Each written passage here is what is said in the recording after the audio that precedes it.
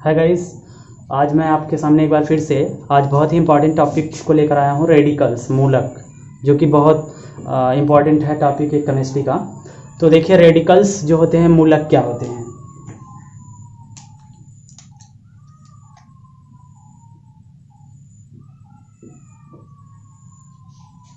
Radicals मूलक, ठीक है। तो देखिए मूलक क्या होते हैं। देखिए इसको कैसे डिफाइन करेंगे। रेडिकल्स जो मूलक होते हैं क्या होते हैं। जैसे किसी यौगिक का एक अणु आप बनाते हैं, तो कोई भी यौगिक का एक अणु बन जाए या कोई यौगिक होता है, उसमें दो पार्ट होते हैं, एक धनावेश पार्ट होता है और दूसरा ऋणावेश पार्ट। तो कहने का सेंस ये है गाइज कि रेडिकल्स जो मूलक होते हैं इनका निर्माण दो भागों से होता है, और जिन दो भागों से मूलक जो होते हैं किसे कहेंगे। कोई यौगिक का अगर एक अणु बन रहा है तो उनमें दो भाग के संयोजन से बनता है, वही दोनों भाग जो किसी यौगिक के एक अणु का निर्माण करते हैं, वही दोनों भाग क्या कहलाते हैं, रेडिकल्स कहलाते हैं, मूलक। चलिए देखते हैं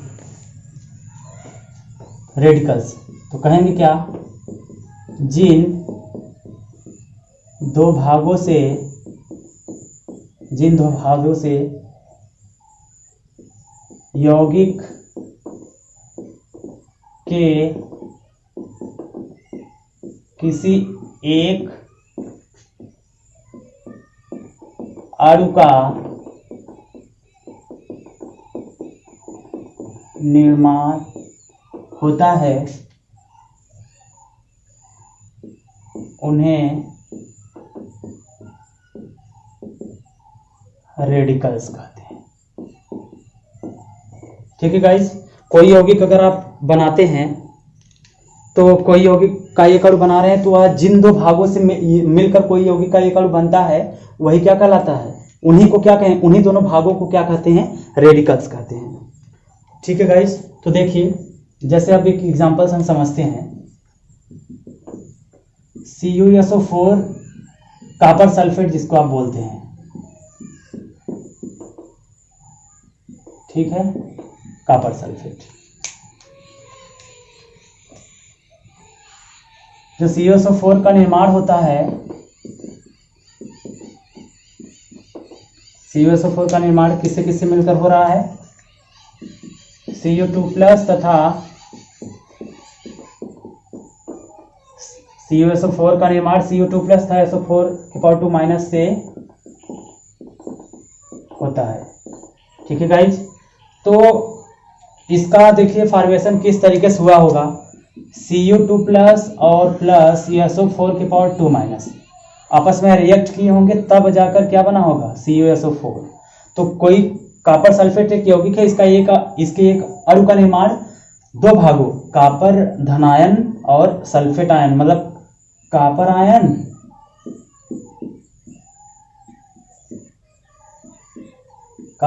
और सल्फेट,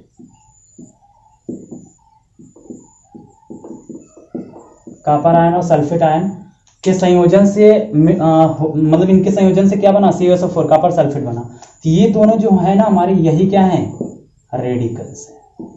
यही क्या है, रेडिकल्स गाइस, इन्हीं को हम मूलक कहते हैं। तो कहेंगे क्या, किसी यौगिक के एक अणु का निर्माण जिन दो भागों से होता है, या जिन दो भागों से यौगिक के किसी एक अणु का निर्माण हो जाता है, उन्हीं दोनों भागों को या उन्हीं भागों को हम क्या कहते हैं, रेडिकल्स कहते हैं, मूलक कहते हैं। तो जैसे कॉपर सल्फेट एक यौगिक हो गया, इसका एक अणु बन गया है, तो कॉपर सल्फेट का एक अणु किन दो घटकों से मिलकर बना है, Cu2+ SO4 इसका मतलब यही Cu2+ SO4 हमारे क्या होते हैं, रेडिकल्स होते हैं, मूलक होते हैं। तो किसी भी यौगिक का एक अणु बना रहे हैं, तो जिन दो भागों से मिलकर यौगिक का एक अणु बनता है, वही दोनों भाग क्या कहलाते हैं, मूलक कहलाते हैं, रेडिकल्स कहलाते हैं। जैसे कॉपर सल्फेट का निर्माण होता है, जिसमें कॉपर और सल्फेट दो फ्री रेडिकल प्रेजेंट है। अब इसके बाद बात आ जाती है टाइप्स ऑफ फ्री रेडिकल।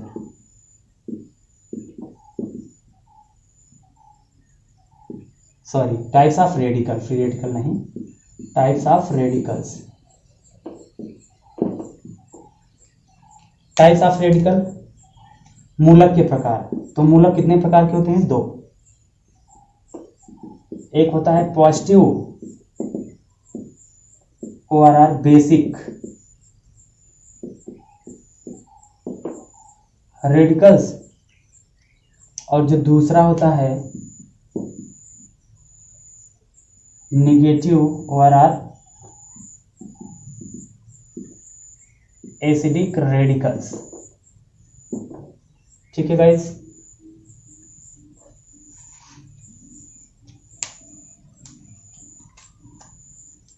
ठीक, तो हम एक एक डिफाइन करते हैं। Positive or basic radicals.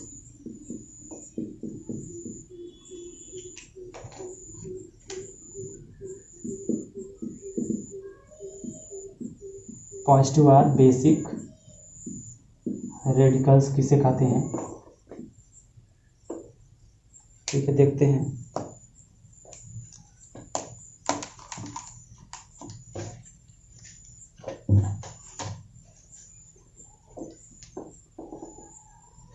तो देखिए पॉजिटिव आर बेसिक रेडिकल्स क्या होते हैं? कहेंगे क्या? परमाणु अथवा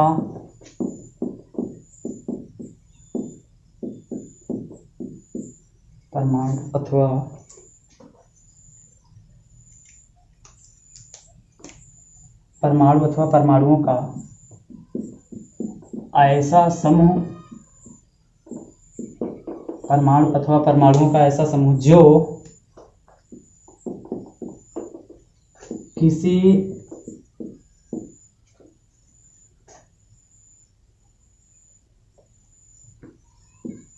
क्षार में से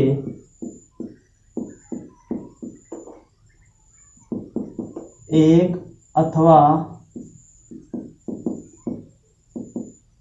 अधिक परमाणुओं का ऐसा समूह जो किसी क्षार में से एक अथवा अधिक हाइड्रॉक्सी आयन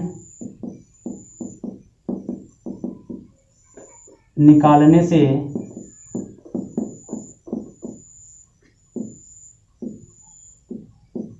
बचता है, उन्हें पॉजिटिव ORR बेसिक रेडिकल्स कहते हैं। एग्जाम्पल की बात करें,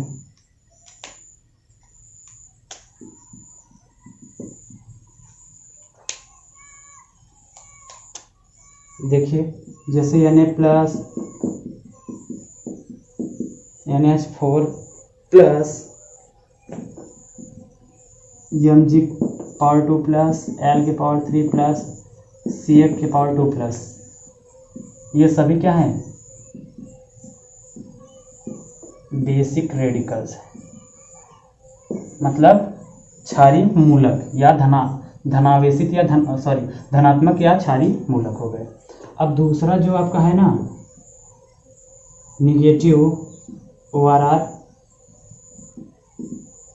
एसिडिक रेडिकल्स, मतलब कहेंगे क्या? ऋणात्मक या अम्लीय मूलक। अब ये क्या होता है? ये मतलब अम्लीय मूलक किसे कहेंगे? तो ये भी परमाणु अथवा परमाणुओं के ही समूह होते हैं। कहेंगे क्या? परमाणु अथवा परमाणुओं का ऐसा समूह जो किसी अम्ल में से एक अथवा अधिक हाइड्रोजन आयन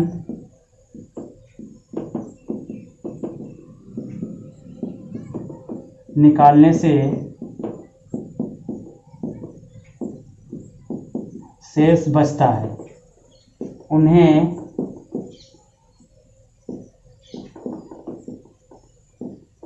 अम्लीय या एसिडिक रेडिकल्स कहते हैं। ठीक है, इसके एग्जाम्पल की बात कर लेते हैं।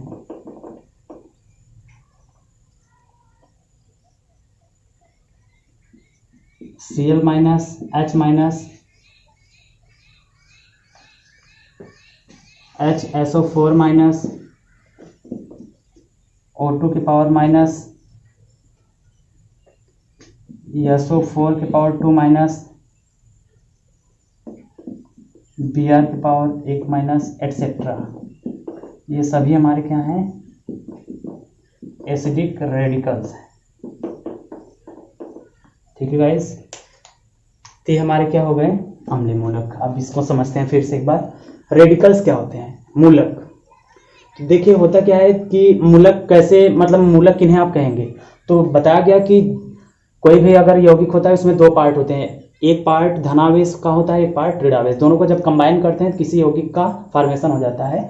तो जिन दो भागों से यौगिक के किसी एक अणु का निर्माण होता है उन्हीं को क्या कहते हैं? उन्हीं दोनों भागों को या उन्हीं भागों को ही हम क्या कहते हैं? रेडिकल्स कहते हैं, मूलक कहते हैं।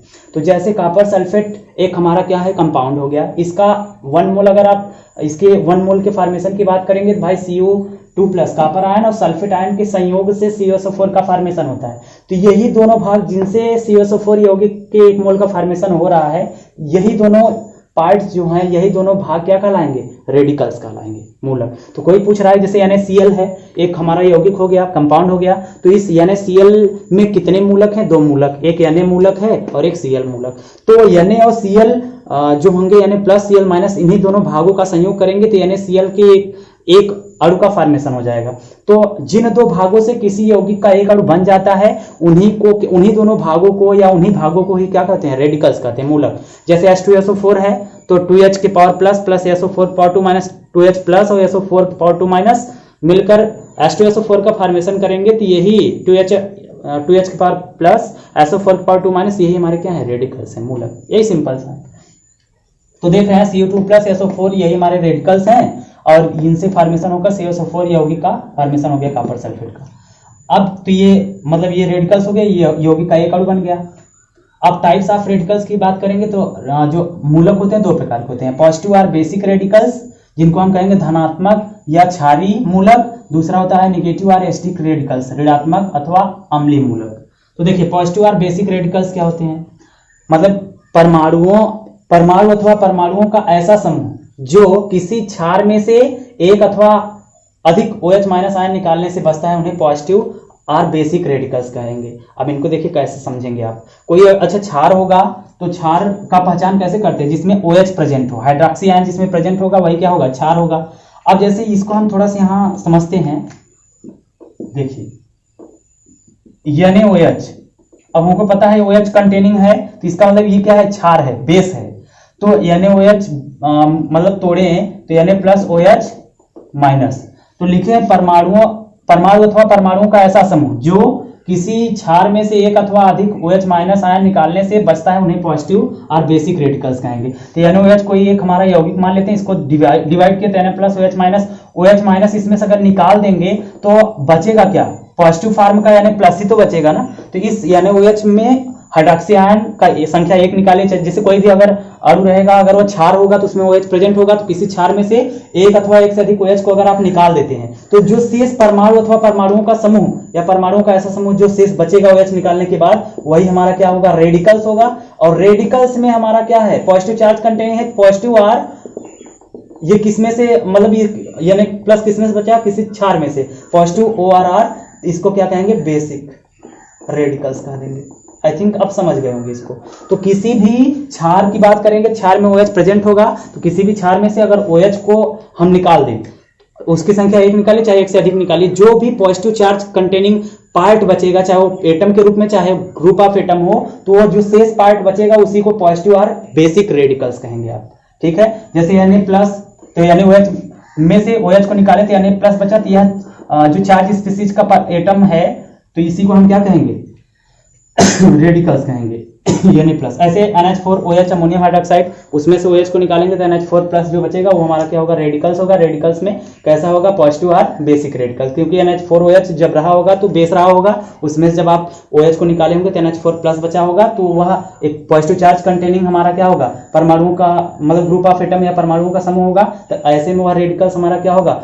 पॉजिटिव और बेसिक रेडिकल्स, क्योंकि बेस में से OH को निकाल कर बचा हुआ है, OH को निकालने के बाद इतना बचा है। ऐसे MgOH का ट्वायस AlOH थ्रायस हो जाए, COH का ट्वायस, मतलब जैसे COH का ट्वायस है, ठीक है, COH का ट्वायस है, इसमें 2 बार OH निकलेगा तो बचेगा क्या, CH की पावर 2 प्लस 2OH की पावर 1 माइनस। तो इसका मतलब 2OH जब निकालेंगे CH की पावर 2 प्लस बचेगा, जो चार्ज बच रहा है पॉजिटिव चार्ज है भाई, पॉजिटिव टाइप का रेडिकल्स होगा।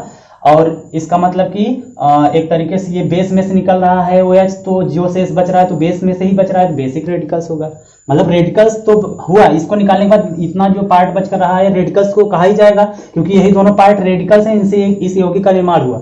तो हमारा CH की पावर 2 प्लस जो बच रहा है ये एक क्या है, पार्ट है, तो ये रेडिकल्स होगा। रेडिकल्स में पॉजिटिव चार्ज कंटेनिंग है तो पॉजिटिव रेडिकल्स होगा। या बेस में से OH निकाले हैं तो जो शेष पार्ट बच रहा है तो रेडिकल्स में बेसिक रेडिकल्स हो जाएगा। सेम एज आते हैं निगेटिव और एसिडिक रेडिकल्स में। तो ये क्या है, परमाणु अथवा परमाणुओं का ऐसा समूह जो किसी अम्ल में से एक अथवा अधिक H प्लस माइनस, अब कोई अम्ल होगा, अम्ल में ही तो H प्लस प्रेजेंट होते हैं ना, तो कोई भी मतलब कोई एसिड आप ले लेते हैं, अम्ल ले लेते हैं, उस अम्ल में से आप H प्लस को निकाल लीजिए, जो शेष पार्ट बचेगा, तो H प्लस निकलने का मतलब कि पॉजिटिव पार्ट निकल रहा है, नेगेटिव पार्ट बच रहा है, तो H प्लस जब निकाल देंगे जो शेष पार्ट बच रहा है वो हमारा क्या होगा, रेडिकल्स कहा जाएगा। और रेडिकल्स में नेगेटिव चार्ज कंटेनिंग होगा, इसलिए नेगेटिव रेडिकल्स हो कह सकते हैं। या तो आप किसी एसिड में से H को निकालकर शेष पार्ट वो बच रहा है ना, या आप उसको एसिडिक रेडिकल्स बोल सकते हैं। तो परमाणु अथवा परमाणुओं का ऐसा समूह जो किसी अम्ल में से एक अथवा अधिक H प्लस आयन निकालने से शेष बचता है, उन्हीं को क्या कहेंगे, एसिडिक और नेगेटिव रेडिकल्स। जैसे अब देखिए Cl minus H minus HSO4 minus, peroxide ion, sulphate ion, bromide ion etcetera, acidic radicals हैं। अब इनका फॉर्मेशन एक देख लेते हैं कैसे। जैसे कोई मान लीजिए सिंपल सा हमारा यह Cl कोई एसिड है ना, इसमें H प्लस प्रेजेंट है, तो H प्लस और Cl माइनस। अब कहा जा रहा है किसी भी मतलब कोई भी परमाणु अथवा परमाणुओं का ऐसा समूह, तो ये परमाणु अथवा परमाणुओं की समूह की इसकी बात कर रहा है, जो किसी अम्ल या Cl था, इसमें से H प्लस एक संख्या एक निकाले, चाहे एक से अधिक निकालिए, तो H प्लस को निकाल दिए, शेष पार्ट बचा कितना, Cl माइनस। तो किसी अम्ल में से अगर H प्लस आप निकाल देते हैं, जो भी शेष परमाणु अथवा परमाणुओं का समूह बचता है वो हमारा रेडिकल्स होगा। रेडिकल्स में नेगेटिव चार्ज कंटेनिंग है तो नेगेटिव रेडिकल्स, या ये नेगेटिव रेडिकल्स कब मिला, जब आप किसी अम्ल में से निकाल रहे हैं H प्लस को, तो इसका मतलब ये एसिडिक रेडिकल्स हो जाएगा।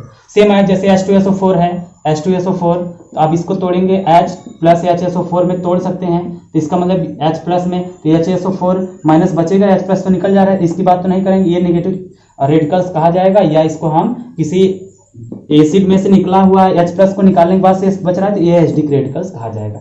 सेम एज जैसे पेरोक्साइड H2O2 होता है, H2O2 में से अगर आप जानते हैं क्या करेंगे, 2 H प्लस को निकाल देते हैं तो O2 के पावर 1 माइनस की बात होगी। तो इसका मतलब क्या, इसमें भी पेरोक्साइडों में भी जो पेरोक्साइड आयन होता है ये क्या है, कौन सा एक तरीके से आपका रेडिकल्स है, इसको कहेंगे निगेटिव और एसिडिक रेडिकल्स है। तो गाइस यही हमारा क्या था, रेडिकल्स और उनके टाइप्स की बात थी इसमें इस वीडियो में। तो रेडिकल समझ लिए, टाइप्स ऑफ रेडिकल समझ लिए, तो ऐसे आप बता सकते हैं। जैसे कोई कह दिया कि आप बताइए COH का ट्वाइस, एसिड है बेस, तो आप कहेंगे COH का ट्वाइस OH लगा है भाई, बेस है, तो कहेंगे बेस है, तो वो बताइए कोई बेस है तो उसका रेडिकल्स कैसा बनेगा। तो कोई बेस है तो उसका रेडिकल्स बेसिक रेडिकल्स होगा, लेकिन बेसिक रेडिकल्स तो होगा, लेकिन उसमें बेसिक रेडिकल्स होगा क्या, OH को छोड़ेंगे, जो शेष पार्ट बच रहा है Ca, वो हमारा क्या हो जाएगा, बेसिक रेडिकल्स। सेम है जैसे कोई कह दिया AlOH थ्रायस, बेस है तो बेसिक रेडिकल्स बनेगा, लेकिन बेसिक रेडिकल्स AlOH थ्रायस में होगा क्या, Al की पावर 3 प्लस। ऐसे सेम है जैसे H2SO4 कोई एसिड है, H2SO4 कोई एसिड है, 2H अगर निकाल देंगे, सल्फेट जो बच रहा है, तो सल्फेट जो हो रहा है वो हमारा रेडिकल्स तो होगा। रेडिकल्स में कैसा रेडिकल्स होगा, तो आप कहेंगे क्या, नेगेटिव चार्ज कंटेनिंग है तो नेगेटिव रेडिकल्स, या वो एसिड में से H प्लस को निकालने के बाद शेष बच रहा है तो एसिडिक रेडिकल्स कहिए। तो ऐसे ही आप इनको डिटरमाइन कर सकते हैं रेडिकल्स को किसी भी एसिड या बेस में से। तो ये मानकर चलिएगा कोई एसिड होगा, तो अगर एसिड होगा तो उसमें रेडिकल्स जो बनेगा एसिडिक रेडिकल्स या नेगेटिव होगा, कोई बेस होगा तो उस बेस में जो भी रेडिकल्स बनेगा बेसिक होगा या पॉजिटिव रेडिकल्स होगा। ठीक गाइस, आई होप कि ये वीडियो आपको समझ में आया होगा। तो अभी तक जिन्होंने मेरे चैनल को सब्सक्राइब नहीं किया, सब्सक्राइब कर लीजिए। ओके, इस वीडियो को देखने के लिए आप सभी को धन्यवाद।